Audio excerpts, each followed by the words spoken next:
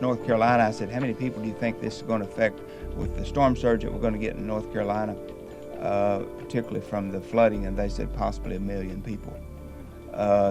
South Carolina, the same way. It's going to be hundreds of thousands of people that's going to be affected by just the storm surge, not even considering the wind and the damages from that and the downed trees. And so it's going to be a catastrophic event.